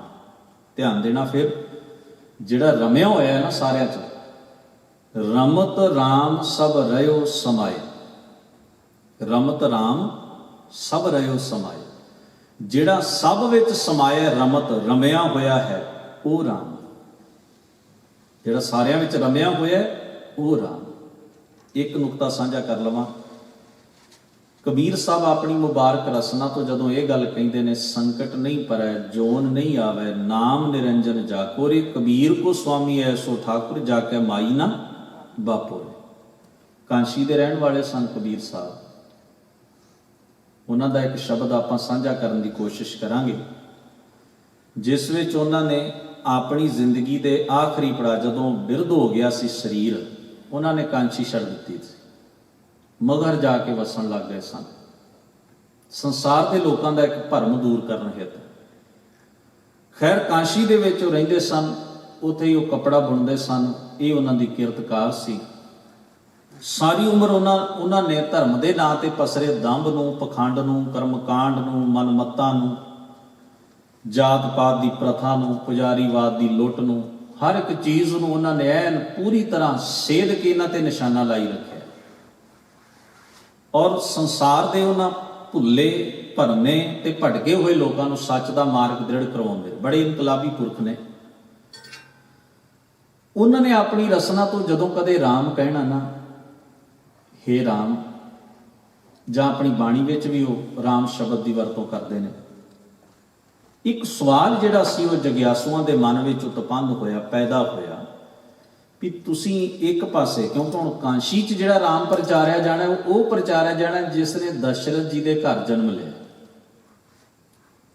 ਜਿਹੜੇ ਸਨਾਤਨੀ ਸੱਜਣ ਨੇ ਉਹ ਤਾਂ ਉਸੇ ਰਾਮ ਨੂੰ ਹੀ ਜਾਣਦੇ ਜਿਹਨੇ ਦਸ਼ਰਥ ਦੇ ਘਰ ਜਨਮ ਲਿਆ, ਜਿਹਨੇ 14 ਸਾਲ ਦਾ ਬਨਵਾਸ ਭੋਗਿਆ, ਜਿਸ ਨੇ ਰਾਵਣ ਨਾਲ ਯੁੱਧ ਲੜਿਆ, ਜਿਸ ਨੇ ਭੀਸ਼ਮ ਨੂੰ ਰਾਜ ਦਿਵਾਇਆ। ਇਹ ਸਾਰੀਆਂ ਗੱਲਾਂ ਜੋ ਰਾਮਾਇਣ ਦੇ ਵਿੱਚ ਲਿਖੀਆਂ ਗਈਆਂ ਨੇ। ਜਦੋਂ ਉਹਨਾਂ ਨੇ ਰਾਮ ਕਹਿਣਾ, ਜਗਿਆਸੂਆਂ ਦੇ ਮਨ ਅੰਦਰ ਇਹ ਪ੍ਰਸ਼ਨ ਹੋਣਾ ਸੁਭਾਵਿਕ ਸੀ ਵੀ ਇੱਕ ਪਾਸੇ ਕਹਿੰਦੇ ਨੇ ਵੀ ਮੇਰਾ ਰੱਬ ਉਹ ਹੈ, ਮੈਂ ਉਹਦੀ ਉਪਾਸਨਾ ਕਰਦਾ ਜਿਹਨੇ ਜਨਮ ਨਹੀਂ ਲਿਆ ਕਿਸੇ ਮਾਂ ਦੀ ਕੁੱਖ ਤੋਂ, ਜਿਹਨੂੰ ਕੋਈ ਘੜ ਨਹੀਂ ਸਕਦਾ, ਜਿਹਨੂੰ ਕੋਈ ਬਣਾ ਨਹੀਂ ਸਕਦਾ, ਜਿਹੜਾ ਕੋਈ ਸਰੀਰ ਧਾਰੀ ਨਹੀਂ, ਤੇ ਨਾਲੇ ਰਾਮ ਰਾਮ ਜਪੀ ਵੀ ਜਾਂਦੇ ਨੇ। ਕਿਉਂਕਿ ਸੁਣਨ ਵਾਲੇ ਦੇ ਮਨ ਅੰਦਰ ਇਹ ਵਿਚਾਰ ਉੱਠ ਸਕਦਾ ਹੈ, ਸ਼ੰਕਾ ਪ੍ਰਸ਼ਨ ਪੈਦਾ ਹੋ ਸਕਦਾ ਹੈ ਕਿ ਇੱਕ ਪਾਸੇ ਤਾਂ ਰਾਮ ਰਾਮ ਵੀ ਕਹੀ ਜਾਂਦੇ ਨੇ, ਹਾਲਾਂਕਿ ਰਾਮ ਤਾਂ ਸਰੀਰ ਧਾਰੀ ਹੈ, ਉਸਨੇ ਦਸ਼ਰਥ ਦੇ ਘਰ ਜਨਮ ਲਿਆ। ਇੱਕ ਪਾਸੇ ਕਹੀ ਜਾਂਦੇ ਨੇ ਵੀ ਜਿਹੜਾ ਮਾਂ ਬਾਪ ਜਿਸ ਨੂੰ ਪੈਦਾ ਨਹੀਂ ਕਰਦੇ, ਮੈਂ ਐਸੇ ਅਕਾਲ ਪੁਰਖ ਪ੍ਰਭੂ ਦੀ ਸੱਤਾ ਨੂੰ ਮੰਨਦਾ, ਉਹ ਮੇਰਾ ਭਗਵਾਨ ਹੈ। ਤਾਂ ਪ੍ਰਸ਼ਨ ਹੋਇਆ, ਕਬੀਰ ਜੀ ਰਾਮ ਕਹਿੰਦੇ ਵੀ ਹੋ ਪਰ ਸਰੀਰਧਾਰੀ ਹਸਤੀ ਨੂੰ ਰੱਬ ਮੰਨਣ ਤੋਂ ਇਨਕਾਰੀ ਵੀ ਹੋ, ਵਜ੍ਹਾ ਕੀ ਹੈ? ਇਹਦੇ ਪਿੱਛੇ ਕੀ ਭੇਤ ਹੋ ਸਕਦਾ ਹੈ? ਤੋਂ 2 ਸ਼ਲੋਕ ਕਬੀਰ ਸਾਹਿਬ ਦੇ ਸ਼ਲੋਕਾਂ 'ਚ ਸਾਨੂੰ ਪੜ੍ਹਨ ਲਈ ਮਿਲਦੇ ਨੇ, ਜਿਸ ਵਿੱਚ ਜ਼ਿਕਰ ਆਉਂਦਾ ਹੈ। ਕਬੀਰ ਸਾਹਿਬ ਇੱਕ ਸ਼ਲੋਕ ਵਿੱਚ ਆਖਦੇ ਨੇ, ਕਬੀਰ ਰਾਮੈ ਰਾਮ ਕਉ ਕਹਿਬੈ ਮਾਹੀ ਵਿਵੇਕ। ਕਹਿੰਦੇ ਰਾਮ ਆਖੋ, ਪਰ ਕਹਿਣ ਵਿੱਚ ਵਿਵੇਕ ਦਾ ਮਤਲਬ ਹੁੰਦਾ ਪਛਾਣ ਕਰਨਾ। ਵਿਵੇਕ ਦਾ ਮਤਲਬ ਹੈ ਪਰਖ ਰੱਖਣੀ, ਪਛਾਣ ਰੱਖਣੀ। ਅਸੀਂ ਜਦੋਂ ਅਰਦਾਸ 'ਚ ਜੁੜਦੇ ਹਾਂ ਤੇ ਮੰਗਦੇ ਹਾਂ ਨਾ ਵਿਵੇਕ ਦਾਨ, ਵਿਵੇਕ ਦਾ ਮਤਲਬ ਹੈ ਸਤਿਗੁਰੂ ਸਾਨੂੰ ਇਹ ਵਿਵੇਕ ਬੁੱਧ ਬਖਸ਼ਿਸ਼ ਕਰੋ ਜਿਹੜੀ ਸੱਚ ਤੇ ਝੂਠ ਵਿੱਚ, ਗੁਰਮਤ ਤੇ ਮਨਮਤ ਵਿੱਚ ਨਖੇੜਾ ਕਰ ਸਕੇ। ਜੇ ਸਾਡਾ ਵਿਵੇਕ ਕੰਮ ਨਾ ਕੀਤਾ ਤੇ ਹੋ ਸਕਦਾ ਹੈ ਅਸੀਂ ਮਨਮਤ ਨੂੰ ਗੁਰਮਤ ਮੰਨ ਲਈਏ ਤੇ ਗੁਰਮਤ ਨੂੰ ਮਨਮਤ ਸਮਝ ਕੇ ਸਾਰੀ ਉਮਰ ਉਹਨੂੰ ਛੱਡ ਕੇ ਤੁਰੇ ਫਿਰਦੇ ਰਹੀਏ। ਸੱਚ ਨੂੰ ਝੂਠ ਮੰਨ ਲਈਏ ਤੇ ਝੂਠ ਸੱਚ ਮੰਨ ਲਈਏ, ਭਰਮ ਭੁਲੇਖਾ ਪੈ ਸਕਦਾ ਹੈ। ਇਹ ਪਰਖ ਕਰਨ ਵਾਲੀ ਜਿਹੜੀ ਸ਼ਕਤੀ ਹੈ ਸਾਡੇ ਅੰਦਰ, ਉਹਨੂੰ ਵਿਵੇਕ ਕਹਿੰਦੇ ਨੇ, ਪਛਾਣ ਕਰਨ ਵਾਲੀ, ਫਰਕ ਕਰਨ ਵਾਲੀ। ਜਦੋਂ ਪਛਾਣ ਆ ਗਈ ਤੇ ਫਰਕ ਆਪੇ ਹੋ ਜਾਣਾ। ਇਸ ਵਾਸਤੇ ਮਹਾਰਾਜ ਬਾਣੀ 'ਚ ਕਹਿੰਦੇ, ਕਬੀਰ ਰਾਮੈ ਰਾਮ ਕਉ ਕਹਿਬੇ ਮਾਹੀ ਵਿਵੇਕ। ਰਾਮ ਕਹਿਣਾ ਹੈ ਪਰ ਕਹਿਣ ਵਿੱਚ ਇੱਕ ਪਛਾਣ ਜ਼ਰੂਰ ਰੱਖਣੀ ਹੈ ਵੀ ਮੈਂ ਕਿਹਨੂੰ ਜਪ ਰਿਹਾ। ਏਕ ਅਨੇਕੈ ਮਿਲ ਗਿਆ, ਇੱਕ ਰਾਮ ਉਹ ਜਿਹੜਾ ਅਨੇਕ ਸੰਸਾਰ ਵਿੱਚ ਵਿਆਪਕ ਮਿਲਿਆ ਹੋਇਆ, ਵਸਿਆ ਹੋਇਆ। ਏਕ ਸਮਾਨਾ ਏਕ। ਇੱਕ ਰਾਮ ਉਹ ਜਿਹੜਾ ਕੇਵਲ ਇੱਕ ਸਰੀਰ ਤੱਕ ਸੀਮਤ ਹੈ। ਉਹਦੇ ਸਰੀਰ ਦੀ ਆਇਡੈਂਟੀਟੀ, ਉਹਦੇ ਸਰੀਰ ਦੀ ਪਛਾਣ ਹੈ ਵੀ ਉਹਦਾ ਨਾਮ ਉਹਦੇ ਮਾਤਾ ਪਿਤਾ ਨੇ, ਜਨਨਹਾਰਿਆਂ ਨੇ ਰਾਮ ਰੱਖਿਆ। ਉਹ ਇੱਕ ਸਰੀਰ ਤੱਕ ਸੀਮਤ ਹੈ। ਪਰ ਮੇਰੀ ਪਛਾਣ ਇਹ ਕਹਿੰਦੀ ਹੈ ਵੀ ਇਹ ਫਰਕ ਜ਼ਰੂਰ ਰੱਖਿਓ ਵੀ ਤੁਸੀਂ ਇੱਕ ਸਰੀਰ ਤੱਕ ਸੀਮਤ ਰਹਿਣ ਵਾਲੇ ਨੂੰ ਅਕਾਲ ਪੁਰਖ ਨਹੀਂ ਮੰਨਣਾ, ਤੁਸੀਂ ਉਸ ਨੂੰ ਅਕਾਲ ਪੁਰਖ ਮੰਨਣਾ ਜਿਹੜਾ ਏਕ ਅਨੇਕਾ ਮਿਲ ਗਿਆ, ਜਿਹੜੀ ਇੱਕ ਹਸਤੀ ਅਨੇਕ ਸੰਸਾਰ ਵਿੱਚ ਵਸੀ ਹੋਈ ਹੈ, ਵਿਆਪਕ ਹੈ। ਇਹ ਪਰਖ ਤੇ ਪਛਾਣ ਆਪਣੇ ਅੰਤਰ ਆਤਮੇ ਵਿੱਚ ਟਿਕਾ ਕੇ ਰੱਖਣੀ। ਰਾਮ ਕਹਿਣਾ ਪਰ ਇਹ ਪਛਾਣ ਰੱਖ ਕੇ ਕਹਿਣਾ। ਕਬੀਰ ਰਾਮੈ ਰਾਮ ਕੋ ਕਹਿਬੈ ਮਾਹੀ ਵਿਵੇਕ, ਏਕ ਅਨੇਕੈ ਮਿਲ ਗਿਆ, ਏਕ ਸਮਾਨਾ ਏਕ। ਇੱਕ ਜਗ੍ਹਾ ਤੇ ਉਹਨਾਂ ਨੇ ਆਖਿਆ, ਸੋਈ ਰਾਮ ਸਭੈ ਕਹੈ। ਰਾਮ ਕਹਿਣ ਮੈਂ ਭੇਦ ਹੈ ਤਾਂ ਮੈਂ ਏਕ ਵਿਚਾਰ। ਕਹਿੰਦੇ ਮੇਰੇ ਰਾਮ ਕਹਿਣ ਵਿੱਚ ਇੱਕ ਫਰਕ ਹੈ ਜਿਹੜਾ ਤੁਸੀਂ ਸਮਝ ਲਓ ਚੰਗੀ ਤਰ੍ਹਾਂ। ਕਹਿਬੈ ਮਾਹੇ ਵਿਵੇਕ, ਏਕ ਸਮਾਨਾ ਏਕ, ਇੱਕ ਤਾਂ ਇਹ ਜੁਗਤ ਹੋ ਗਈ। ਇੱਕ ਹੈ ਰਾਮ ਕਹਿਨ ਮੈਂ ਭੇਦ ਹੈ ਤਾਂ ਮੈਂ ਏਕ ਵਿਚਾਰ, ਇਹਦੇ 'ਚ ਇੱਕ ਵਿਚਾਰ ਹੈ ਸਮਝਣ ਵਾਲੀ, ਸੋਈ ਰਾਮ ਸਭੈ ਕਹਿ। ਇੱਕ ਉਹ ਰਾਮ ਹੈ ਜਿਹਨੂੰ ਸਾਰਾ ਜਗਤ ਜਪਦਾ ਹੈ। ਇੱਕ ਉਹ ਰਾਮ ਹੈ ਜਿਸ ਨੂੰ ਵੱਖ-ਵੱਖ ਤਰੀਕਿਆਂ ਨਾਲ, ਵੱਖ-ਵੱਖ ਨਾਵਾਂ ਨਾਲ ਸੰਸਾਰ ਦੀ ਉਸ ਸੱਤਾ ਨੂੰ ਹਰ ਕੋਈ ਜਾਣਨ ਦੀ ਕੋਸ਼ਿਸ਼ ਕਰਦਾ ਹੈ। ਉਹ ਸੱਤਾ ਜਿਸ ਨੂੰ ਵੱਖ-ਵੱਖ ਨਾਵਾਂ ਨਾਲ ਧਰਤੀ ਦੇ ਹਰ ਕੋਨੇ ਤੇ ਬੈਠਾ ਮਨੁੱਖ ਜਾਣਨਾ ਚਾਹੁੰਦਾ ਹੈ, ਜਾਣਨ ਦੀ ਕੋਸ਼ਿਸ਼ ਵਿੱਚ ਹੈ, ਜੋ ਸਾਰਿਆਂ ਦਾ ਇੱਕੋ ਦਾਤਾ ਹੈ, ਸਾਰਿਆਂ ਵਿੱਚ ਵਿਆਪਕ ਹੈ। ਸੋਈ ਕੌਤਕ ਹਾਰ, ਇੱਕ ਉਹ ਹੈ ਜਿਹੜਾ ਕੇਵਲ ਇੱਕ ਸਰੀਰ ਤੱਕ ਸੀਮਤ ਹੈ ਤੇ ਸਰੀਰ ਦੇ ਥੋੜੇ ਬਹੁਤ ਜਿਹਨੂੰ ਕੌਤਕ ਰਚ ਰਹੇ, ਜਿਵੇਂ ਹਰ ਮਨੁੱਖ ਸੰਸਾਰ ਵਿੱਚ ਜਨਮ ਲੈ ਕੇ ਕਿਰਿਆ ਕਰਦਾ ਹੈ। ਤੋ ਇਹਨਾਂ ਦੋਵਾਂ ਸ਼ਲੋਕਾਂ ਵਿੱਚ ਉਹਨਾਂ ਨੇ ਫਰਕ ਸਮਝਾਇਆ ਵੀ ਸਾਡਾ ਰਾਮ ਜਿਸ ਨੂੰ ਮੈਂ ਅੰਤਰਾਤਮੇ ਤੋਂ ਪੂਜਦਾ ਤੇ ਮੰਨਦਾ ਹਾਂ, ਉਹ ਕੌਣ ਹੈ?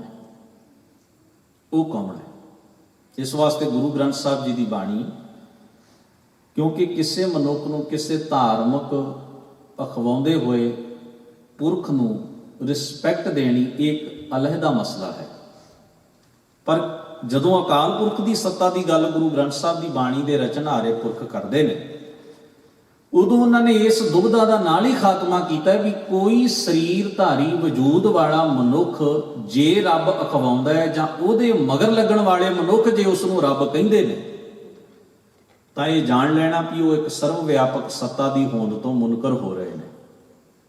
ਇਹ ਵੀ ਉਹਨਾਂ ਨੇ ਨਾਲ ਹੀ ਇਹ ਦੁਬਿਧਾ ਜਿਹੜੀ ਪੈਣ ਵਾਲੀ ਹੈ ਧਰਮੀ ਜਗਿਆਸੂ ਦੇ ਮਨ ਅੰਦਰ, ਇਹਨੂੰ ਉਹਨਾਂ ਨੇ ਨਾਲ ਹੀ ਦੂਰ ਕਰ ਦਿੱਤਾ। ਔਰ ਗੁਰੂ ਗ੍ਰੰਥ ਸਾਹਿਬ ਮਹਾਰਾਜ ਦੀ ਬਾਣੀ ਦੇ ਵਿੱਚ ਇਹ ਸ਼ਲੋਕ ਆਉਂਦੇ ਨੇ ਗੁਰੂ ਨਾਨਕ ਸਾਹਿਬ ਦੇ, ਰਾਮ ਝੁਰੈ ਦਲ ਮੇਲਵੈ। ਝੋਰਾ ਕਰਦਾ ਹੈ ਰਾਮ, ਦਲ ਇਕੱਠਾ ਕਰਦਾ, ਫੌਜ ਇਕੱਠੀ ਕਰਦਾ। ਅੰਤਰ ਬਲ ਅਧਿਕਾਰ ਬੰਤਰ ਕੀ ਸੈਨਾ ਸੇਵੀ ਹੈ, ਮਨ ਤਨ ਜੁਝ ਅਪਾਰ, ਸੀਤਾ ਲੈ ਗਿਆ ਦਹਿ ਸਿਰੋ, ਲక్ష్మణ ਮੂਹ ਸਰਾਪ, ਨਾਨਕ ਕਰਤਾ ਕਰਨ ਹਾਰ ਕਰ ਦੇਖੈ ਥਾਪ ਉਥਾਪ। ਫਰਕ ਕਰ ਦਿੱਤਾ ਵੀ ਉਹਦੇ ਅੰਦਰ ਝੋਰਾ ਹੈ, ਉਹ ਤਾਕਤ ਇਕੱਠੀ ਕਰਦਾ ਹੈ, ਵਾਨਰ ਸੈਨਾ ਇਕੱਠੀ ਕਰਦਾ ਹੈ, ਜ਼ੋਰ ਅਜ਼ਮਾਈ ਕਰਦਾ ਹੈ, ਰਾਵਣ ਦੇ ਰਾਜ ਉੱਤੇ ਹਮਲਾਵਰ ਹੁੰਦਾ ਹੈ। ਹੁਣ ਜਦੋਂ ਇਹ ਸਾਰੀ ਵਿਥਿਆ ਕਹਿ ਦਿੱਤੀ ਤੇ ਅੱਗੇ ਜਾ ਕੇ ਕਿਹਾ ਨਾਨਕ ਕਰਤਾ ਕਰਨ ਹਾਰ, ਕਰ ਦੇਖੈ ਥਾਪ ਉਥਾਪ। ਇਸ ਜਗਤ ਦਾ ਅਸਲ ਕਰਤਾ ਜਿਹੜਾ ਕਰਨਹਾਰਾ, ਜਿਹੜਾ ਪੈਦਾ ਵੀ ਕਰ ਸਕਦਾ ਤੇ ਜਿਹੜਾ ਨਾਸ਼ ਵੀ ਕਰ ਸਕਦਾ, ਉਸ ਸਰਵ ਵਿਆਪਕ ਸਰਵ ਸ਼ਕਤੀਮਾਨ ਸੱਤਾ ਦੀ ਗੱਲ ਇੱਕ ਪਾਸੇ ਮਹਾਰਾਜ ਨੇ ਕਹਿ ਦਿੱਤੀ। ਤੋ ਐਸੇ ਬਹੁਤ ਸਾਰੇ ਖਿਆਲ ਗੁਰੂ ਗ੍ਰੰਥ ਸਾਹਿਬ ਮਹਾਰਾਜ ਦੀ ਪਾਵਨ ਬਾਣੀ ਦੇ ਵਿੱਚ ਸਪਸ਼ਟ ਨੇ। ਖੈਰ ਭਗਤ ਜੀ ਨੇ ਵੀ ਇਹ ਸ਼ਬਦ ਜਿਹੜਾ ਇੱਕ ਅਕਾਲ ਪੁਰਖ ਦਾ ਬੋਧਕ ਵਰਤਿਆ, ਇੱਕ ਅਕਾਲ ਪੁਰਖ ਦੀ ਸੱਤਾ ਲਈ ਨਿਰਗੁਣ ਸਰੂਪ ਹਿਤ ਵਰਤਿਆ। ਉਹ ਕਹਿੰਦੇ ਰਾਮ ਹੇ ਮੇਰੇ ਸਰਵ ਵਿਆਪਕ ਪਿਤਾ, ਗੁਸਾਈਆਂ ਸਾਰੀ ਸ੍ਰਿਸ਼ਟੀ ਦੇ ਮਾਲਕ, ਗੋਸਾਈ। ਜਦੋਂ ਗੋਪਾਲ ਸ਼ਬਦ ਆਉਂਦਾ ਭਾਵ ਸ੍ਰਿਸ਼ਟੀ ਨੂੰ ਪਾਲਣ ਵਾਲਾ, ਗੋਬਿੰਦ ਸ਼ਬਦ ਆਉਂਦਾ ਸ੍ਰਿਸ਼ਟੀ ਦਾ ਬਿੰਦ ਸਿਰਜਣ ਵਾਲਾ, ਗੋਸਾਈ ਸਾਈ ਕਹਿੰਦੇ ਮਾਲਕ ਨੂੰ, ਸਾਰੀ ਸ੍ਰਿਸ਼ਟੀ ਦਾ ਜੋ ਮਾਲਕ ਹੈ। ਹੇ ਸ੍ਰਿਸ਼ਟੀ ਦੇ ਮਾਲਕ ਮੇਰੇ ਪਰਮ ਪਿਤਾ ਸਰਵ ਵਿਆਪਕ ਅਕਾਲ ਪੁਰਖ ਜੀਓ, ਜੀ ਕੇ ਜੀਵਨਾ, ਜੀ ਜਿੰਦ ਦਾ ਜੀਵਨ ਹੈ ਤੂੰ। ਇੱਕ ਹੈ ਫਿਜ਼ੀਕਲੀ ਜ਼ਿੰਦਗੀ, ਫਿਜ਼ੀਕਲੀ ਜੀਵਨ ਦਾ ਵੱਡਾ ਪੈਮਾਨਾ ਇਹੀ ਹੈ ਕਿ ਸਰੀਰ ਦੇ ਅੰਦਰੂਨੀ ਤੇ ਬਹਿਰੂਨੀ ਅੰਗ ਕੰਮ ਕਰ ਰਹੇ ਨੇ।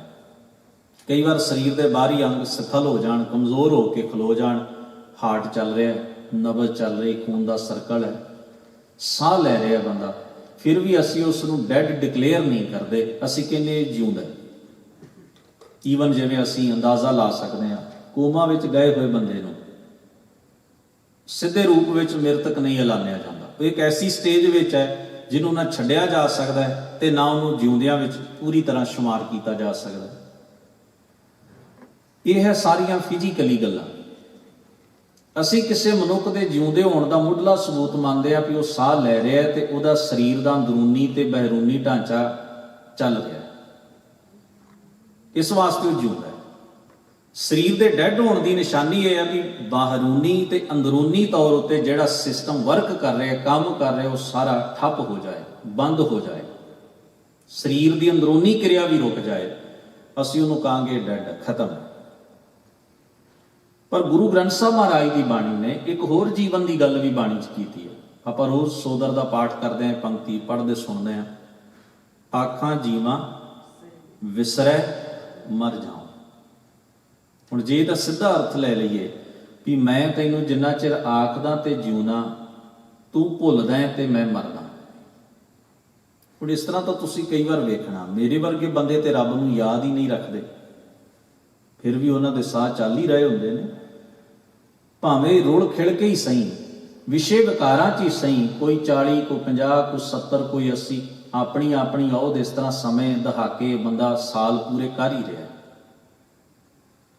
ਉਹ ਕਿਹੜੀ ਜ਼ਿੰਦਗੀ ਹੈ ਜਿਹੜੀ ਰੱਬ ਦੇ ਨਾਮ ਵਿੱਚ ਹੈ? ਉਹ ਕਿਹੜੀ ਮੌਤ ਹੈ ਜਿਹੜੀ ਉਹਦੇ ਨਾਲੋਂ ਟੁੱਟ ਕੇ ਆ ਜਾਂਦੀ ਹੈ? ਇੱਥੇ ਸਰੀਰ ਦੀ ਮੌਤ ਜਾਂ ਸਰੀਰ ਦੇ ਜੀਵਨ ਦੀ ਗੱਲ ਗੁਰੂ ਨਾਨਕ ਪਾਤਸ਼ਾਹ ਨਹੀਂ ਕਰ ਰਹੇ। ਇੱਥੇ ਜਿਸ ਜ਼ਿੰਦਗੀ ਤੇ ਜਿਸ ਮੌਤ ਦੀ ਗੱਲ ਕਰ ਰਹੇ ਉਹ ਅੰਦਰ ਦਾ ਜੀਵਨ ਹੈ। ਆਤਮਿਕ ਜੀਵਨ ਤੇ ਆਤਮਿਕ ਮੌਤ ਦੀ ਗੱਲ ਗੁਰੂ ਗ੍ਰੰਥ ਸਾਹਿਬ ਕਰਦੇ ਨੇ, ਸਰੀਰ ਦੇ ਜੀਵਨ ਦੀ ਗੱਲ ਨਹੀਂ ਹੋ ਰਹੀ। ਇੱਥੇ ਆਤਮਿਕ ਜੀਵਨ ਦੀ ਗੱਲ ਹੈ ਤੇ ਆਤਮਿਕ ਮੌਤ ਦੀ ਗੱਲ ਹੈ, ਜਿਹਨੂੰ ਪਾਤਸ਼ਾਹ ਕਹਿੰਦੇ ਨੇ ਮਰਣੰ ਵਿਸਰਣੰ ਗੋਬਿੰਦਾ ਜੀਵਨੰ ਹਰ ਨਾਮ ਧਿਆਵਣਾ। ਤੂੰ ਵਿਸਰਦਾ ਹੈ ਤਾਂ ਮੈਂ ਮਰਦਾ ਹਾਂ, ਤੂੰ ਯਾਦ ਰਹਿੰਦਾ ਤੇ ਮੈਂ ਜਿਉਂਦਾ ਹਾਂ। ਭਾਵ ਮੈਂ ਆਤਮਿਕ ਤੌਰ ਤੇ ਅੰਦਰੂਨੀ ਰੱਬੀ ਗੁਣਾ ਵਾਲਾ ਜੀਵਨ ਬਤੀਤ ਕਰਦਾ ਜਦੋਂ ਤੂੰ ਮੇਰੀ ਯਾਦ 'ਚ, ਚਿੰਤਨ 'ਚ ਹੈ। ਜਦੋਂ ਤੂੰ ਭੁੱਲਦਾ ਹੈ, ਅੰਦਰੋਂ ਮੈਂ ਡੈਡ ਹੋ ਜਾਂਦਾ, ਅੰਦਰੋਂ ਮੈਂ ਖਤਮ ਹਾਂ। ਇਸ ਵਾਸਤੇ ਗੁਰੂ ਪਾਤਸ਼ਾਹ ਜਦੋਂ ਅੰਦਰ ਦੇ ਜੀਵਨ ਦੀ ਗੱਲ ਕਰਦੇ ਨੇ ਤਾਂ ਉੱਥੇ ਸਤਿਗੁਰੂ ਕਹਿੰਦੇ ਨੇ ਜੀ ਕੇ ਜੀਵਨ ਆ, ਮੇਰੀ ਜਿੰਦ ਦਾ ਜੀਵਨ ਹੈ, ਮੇਰਾ ਆਤਮਿਕ ਜੀਵਨ ਦਾ ਦਾਤਾ ਹੈ ਤੂੰ, ਤੇਰਾ ਨਾਮ ਮੈਨੂੰ ਆਤਮਿਕ ਜੀਵਨ ਬਖਸ਼ਿਸ਼ ਕਰਦਾ ਹੈ। ਇਸੇ ਕਰਕੇ ਮੈਂ ਅਰਦਾਸ ਕਰਦਾ, ਮੋਹਿ ਨਾ ਵਿਸਾਰੋ, ਮੈਨੂੰ ਤੂੰ ਆਪਣੇ ਤੋਂ ਦੂਰ ਨਾ ਕਰੀ, ਮੇਰੀ ਇਹੋ ਅਰਦਾਸ ਹੈ। ਮੈਂ ਤੇਰੇ ਕੋਲੋਂ ਕਦੇ ਵਿਛੜਾ ਨਾ, ਤੂੰ ਮੈਨੂੰ ਕਦੇ ਭੁੱਲੇ ਨਾ। ਸਤਿਗੁਰੂ ਗੁਰੂ ਨਾਨਕ ਮਹਾਰਾਜ ਜੀ ਦਾ ਬੜਾ ਪਿਆਰਾ ਜ਼ਿਕਰ ਪਹਿਲੇ ਸ਼ਬਦ ਵਿੱਚ ਕਰਦੇ ਨੇ। ਸਤਿਗੁਰੂ ਕਹਿੰਦੇ ਹਰ ਬਿਨ ਜੀਓ ਜਲ ਬਲ ਜਾਓ, ਮੈਂ ਆਪਣਾ ਗੁਰ ਪੂਛ ਦੇਖਿਆ ਅਵਰ ਨਾਹੀ ਥਾਂ। ਤੇ ਬਾਰ-ਬਾਰ ਜਿਹੜੀ ਪੰਕਤੀ ਇਸ ਸ਼ਬਦ ਵਿੱਚ ਵਰਤੀ ਹੈ ਸਤਿਗੁਰੂ ਨੇ ਹਰ ਬੰਦ ਵਿੱਚ, ਮਤ ਦੇਖ ਭੂਲਾਂ ਵਿਸਰੈ ਤੇਰਾ ਚਿਤ ਨਾ ਆਵੇ ਨਾ। ਜਿਸ ਜੀਵਨ ਦੀ ਬਾਤ ਗੁਰੂ ਗ੍ਰੰਥ ਸਾਹਿਬ ਮਹਾਰਾਜ ਪਾ ਰਹੇ ਨੇ, ਉਹ ਜੀਵਨ ਜਿਸ ਸੱਤਾ ਨਾਲ ਜੁੜ ਕੇ ਅੰਦਰ ਸਹਿਜ ਆਉਂਦਾ ਹੈ, ਪਰਉਪਕਾਰ ਦੀ ਬਿਰਤੀ ਪੈਦਾ ਹੁੰਦੀ ਹੈ, ਵਿਵੇਕ ਆਉਂਦਾ ਹੈ, ਬੁਰਾਈਆਂ ਨੂੰ ਰੋਕ ਲੱਗ ਜਾਂਦੀ ਹੈ, ਵਾਸ਼ਨਾਵਾਂ ਪੂਰੀ ਤਰ੍ਹਾਂ ਨਾਲ ਅੰਤਰ-ਆਤਮੇ ਚੋਂ ਬਾਹਰ ਹੋ ਜਾਂਦੀਆਂ ਨੇ। ਜਿਸ ਜੀਵਨ ਦੀ ਗੱਲ ਗੁਰੂ ਗ੍ਰੰਥ ਸਾਹਿਬ ਜੀ ਬਾਰ-ਬਾਰ ਕਰਦੇ ਨੇ, ਜਿਹਨੂੰ ਸਤਿਗੁਰੂ ਭਗਤ ਵਾਲਾ ਜੀਵਨ ਕਹਿੰਦੇ ਨੇ, ਰੱਬੀ ਮਿਲਾਪ ਵਾਲਾ ਜੀਵਨ ਕਹਿੰਦੇ ਨੇ, ਜਿਸ ਜੀਵਨ ਦੇ ਅੰਦਰ ਸਹਿਜ ਹੈ, ਵੈਰਾਗ ਹੈ, ਨੇਕੀ ਹੈ, ਪਰਉਪਕਾਰ ਹੈ, ਸੇਵਾ ਹੈ, ਇਹੋ ਜਿਹੀ ਜਿਹੜੀ ਆਤਮਿਕ ਕ੍ਰਾਂਤੀ ਜੀਵਨ ਦੇ ਅੰਦਰ ਪੈਦਾ ਹੁੰਦੀ, ਭਗਤ ਕਹਿੰਦੇ ਉਹਨੂੰ ਜਿਹੜਾ ਆਤਮਿਕ ਕ੍ਰਾਂਤੀ ਵਿੱਚ ਜਿਉਂਦਾ ਹੈ। ਭਗਤ ਕੋਈ ਲਿਬਾਸ ਨਾਲ ਨਹੀਂ ਬਣਦਾ, ਇਹ ਆਪਣੇ ਤਨ ਉੱਤੇ ਬੰਦਾ ਕੋਈ ਖਾਸ ਢੰਗ ਦੀਆਂ ਮਾਲਾ ਪਾ ਲਵੇ, ਖਾਸ ਢੰਗ ਦਾ ਪਹਿਰਾਵਾ ਜੀ ਭਗਤ ਬਣ ਗਿਆ। ਇਹ ਤਾਂ ਭਗਤ ਦੀ ਆਇਡੈਂਟੀਟੀ ਨੂੰ ਕੈਸ਼ ਕਰਨ ਵਾਲੇ ਲੋਕ ਹੁੰਦੇ ਨੇ, ਜਿਹੜੇ ਇਸ ਤਰ੍ਹਾਂ ਦਾ ਦੰਭ ਰਚਦੇ ਨੇ। ਭਗਤ ਤੇ ਆਤਮਿਕ ਜਾਗਰਤੀ ਚੋਂ ਜਨਮ ਲੈਂਦਾ ਹੈ। ਉਹ ਖੱਡੀ ਚਲਾਉਂਦਿਆਂ ਹੋਇਆਂ ਵੀ ਉਸ ਆਤਮਿਕ ਜਾਗਰਤੀ ਨਾਲ ਜੁੜ ਸਕਦਾ ਹੈ। ਉਹ ਮਰੇ ਹੋਏ ਪਸ਼ੂਆਂ ਨੂੰ ਢੋ ਕੇ ਉਹਨਾਂ ਦਾ ਚੰਮ ਲਾ ਕੇ ਸਵਾਰਦਿਆਂ, ਚੀਜ਼ਾਂ ਬਣਾਉਂਦਿਆਂ, ਕਿਰਤਕਾਰ ਕਰਦਿਆਂ ਵੀ ਉਸ ਆਤਮਿਕ ਜਾਗਰਤੀ ਨਾਲ ਜੁੜ ਸਕਦਾ ਹੈ। ਉਹ ਹਲ ਦਾ ਮੁੱਠਾ ਫੜ ਕੇ ਪਸ਼ੂ ਚਾਰਦਿਆਂ ਹੋਇਆਂ, ਹਲ ਵਾਹੁੰਦਿਆਂ ਹੋਇਆਂ ਉਸ ਆਤਮਿਕ ਜਾਗਰਤੀ ਨਾਲ ਜੁੜ ਸਕਦਾ ਹੈ, ਕਿਉਂਕਿ ਉਹ ਰੱਬ ਦਾ ਦਰ ਹੈ। ਉਹ ਸਾਰਿਆਂ ਲਈ ਇੱਕੋ ਜਿਹਾ, ਉਹ ਰੱਬ ਦਾ ਪਿੰਡ ਹੈ, ਉੱਥੇ ਕੋਈ ਵੀ ਤੁਰ ਸਕਦਾ ਹੈ। ਉੱਥੇ ਕੋਈ ਬੈਨ, ਧਰਮ ਦੀਆਂ ਸੰਸਾਰ ਦੀਆਂ ਰਸਮਾਂ ਰੀਤਾਂ ਲਈ ਬੈਨ ਹੋ ਸਕਦਾ ਹੈ ਵੀ ਆਹ ਰਸਮ ਰੀਤ ਕਿਹੜਾ ਬੰਦਾ ਨਿਭਾਏਗਾ, ਕੌਣ ਨਿਭਾਉਣ ਦਾ ਅਧਿਕਾਰੀ ਹੈ, ਕੌਣ ਨਹੀਂ। ਇਹ ਸੰਸਾਰ ਦੇ ਜਥੇਬੰਦਕ ਰੂਲ ਨੇ, ਇਹ ਮਜ਼ਹਬਾਂ ਦੇ ਰੂਲ ਨੇ, ਇਹ ਧਰਮ ਅਸਥਾਨਾਂ ਦੇ ਨਿਯਮ ਨੇ। ਇੱਥੇ ਕਾਇਦੇ ਕਾਨੂੰਨ ਆਪਣੇ ਢੰਗ ਦੇ ਨੇ, ਪਰ ਉਸ ਸੱਚ ਦੇ ਮਿਲਾਪ ਵਿੱਚ ਉਹ ਕੋਈ ਕਾਇਦਾ ਕਾਨੂੰਨ ਨਹੀਂ ਹੈ ਵੀ ਉੱਥੇ ਕੌਣ ਜਾ ਸਕਦਾ ਹੈ, ਕੌਣ ਨਹੀਂ ਜਾ ਸਕਦਾ। ਉੱਥੇ ਸਭਨਾਂ ਲਈ ਦਰ ਇੱਕੋ ਜਿਹਾ ਹੈ।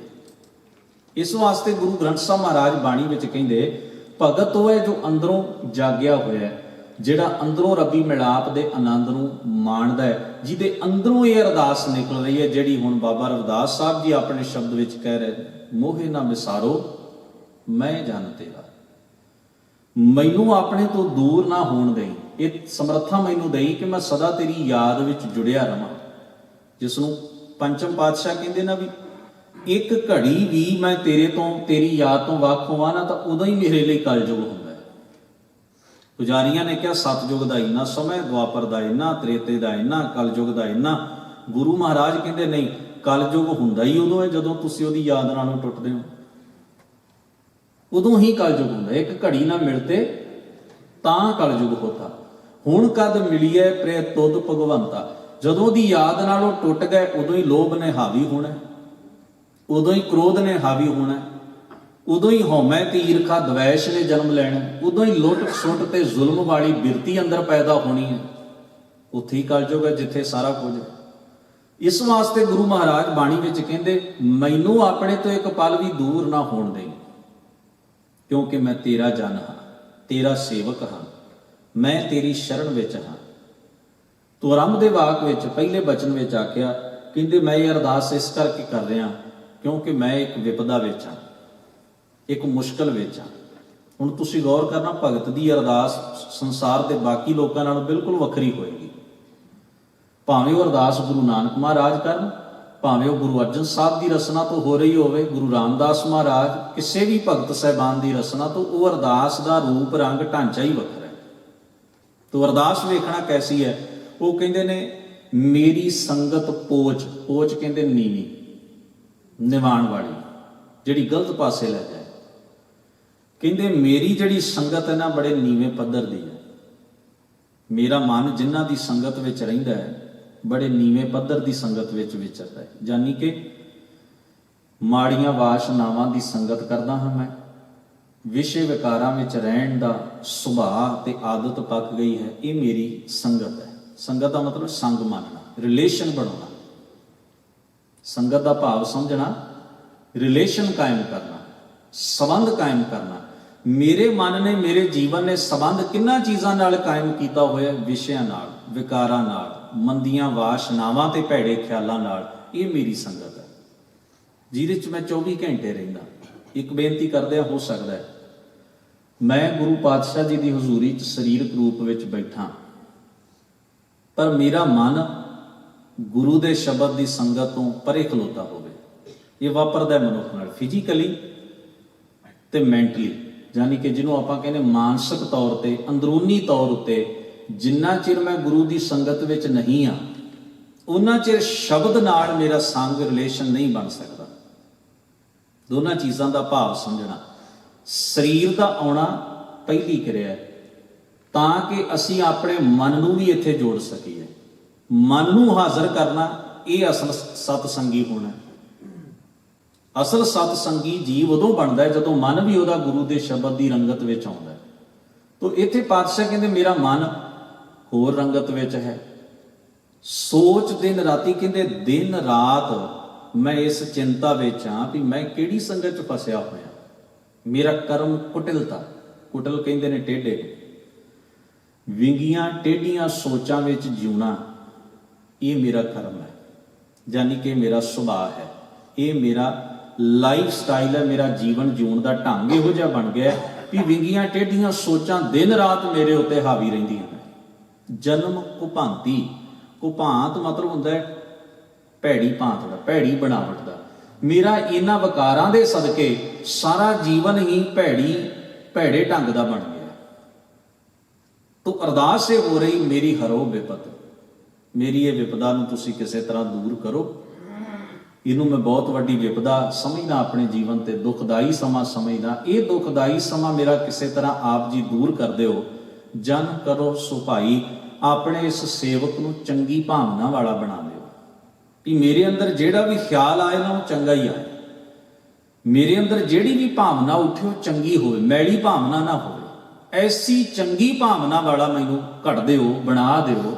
ਚਰਨ ਨਾ ਛਾਡੋ, ਮੇਰੀ ਤੁਹਾਡੀ ਯਾਦ ਨਾਲ ਇੰਨੀ ਡੂੰਘੀ ਸਾਂਝ ਬਣ ਜਾਏ ਵੀ ਤੁਹਾਡੀ ਯਾਦ ਤੋਂ ਇੱਕ ਪਲ ਵੀ ਮੈਂ ਦੂਰ ਨਾ ਹੋਵਾਂ।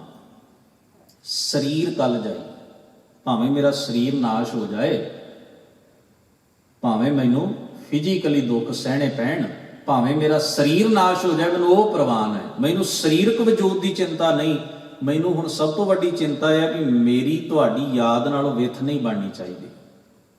ਇਹ ਅਰਦਾਸ ਕਰਦਿਆਂ ਹੋਇਆਂ ਕਹਿੰਦੇ ਨੇ, ਕਹਿ ਰਵਿਦਾਸ ਪਰੋਂ ਤੇਰੀ ਸਾਂਭਾ, ਸਾਂਭਾ ਮਤਲਬ ਸ਼ਰਨ, ਮੈਂ ਤੇਰੀ ਪਨਾਹ ਵਿੱਚ ਆਇਆ, ਤੇਰੀ ਸ਼ਰਨ ਵਿੱਚ ਇਹ ਅਰਦਾਸ ਲੈ ਕੇ ਆਇਆ ਕਿ ਤੂੰ ਮੈਨੂੰ ਵਿਸਾਰੀ ਨਾ, ਵਿਸਰੀ ਨਾ, ਭੁੱਲੀ ਨਾ, ਸਦਾ ਮੇਰੀ ਯਾਦ ਮੇਰੇ ਚਿੱਤ ਵਿੱਚ ਤੂੰ ਵਸਿਆ ਰਹਿ। ਬੇਗ ਮਿਲੋ ਜਨ, ਆਪਣੇ ਇਸ ਦਾਸ ਸੇਵਕ ਨੂੰ ਛੇਤੀ ਮਿਲੋ, ਮੇਰੇ ਚਿੰਤਨ ਵਿੱਚ ਛੇਤੀ ਵਸੋ, ਤੁਹਾਡੇ ਤੋਂ ਬਿਨਾਂ ਜੀਣਾ ਮੇਰੇ ਲਈ ਦੁੱਭਰ ਤੇ ਔਖਾ ਹੋ ਰਿਹਾ ਹੈ। ਜਨ ਕਰ ਨਾ ਬਿਲੰਬਾ, ਦੇਰੀ ਨਾ ਕਰੋ, ਕਿਉਂਕਿ ਦੇਰੀ ਦਾ ਸਮਾਂ ਨਹੀਂ ਹੈ। ਇਹ ਜ਼ਿੰਦਗੀ ਦਾ ਜਿੰਨਾ ਵੀ ਸਫ਼ਰ ਤੁਹਾਡੀ ਯਾਦ ਤੋਂ ਬਿਨਾਂ ਲੰਘ ਰਿਹਾ ਦੁਖਦਾਈ ਹੈ, ਤੁਹਾਡੀ ਯਾਦ ਵਿੱਚ ਲੰਘੇਗਾ ਸੁਖਦਾਈ ਹੋ ਜਾਏਗਾ। ਇਸ ਕਰਕੇ ਦੇਰੀ ਨਹੀਂ ਚਾਹੁੰਦਾ, ਆਪ ਜੀ ਦੇ ਮਿਲਾਪ ਦੀ ਤਲਬ ਰੱਖਦਾ ਹਾਂ, ਇੱਛਾ ਰੱਖਦਾ ਹਾਂ। ਸਤਿਗੁਰੂ ਮਹਾਰਾਜ ਨੇ ਇਸ ਮੁਬਾਰਕ ਸ਼ਬਦ ਵਿੱਚ ਜੋ ਉਪਦੇਸ਼ ਸਾਨੂੰ ਬਖਸ਼ਿਸ਼ ਕੀਤਾ ਹੈ, ਉਹ ਸਾਡੇ ਜੀਵਨ ਜੁਗਤ ਦਾ ਹਿੱਸਾ ਬਣੇ। ਐਸੀ ਅਰਦਾਸ ਹੈ, ਮਹਾਰਾਜ ਹੋਈਆਂ ਭੁੱਲਾਂ ਚੁੱਕਾਂ ਦੀ ਖਿਮਾ ਬਖਸ਼ਿਸ਼ ਕਰਨ। ਸਭਨਾਂ ਦਾ ਧੰਨਵਾਦ। ਅਦਬ ਸਾਹਿਬ ਗੁਰੂ ਫਤਿਹ ਨਾਲ ਸਾਂਝ ਬਣਾਓ।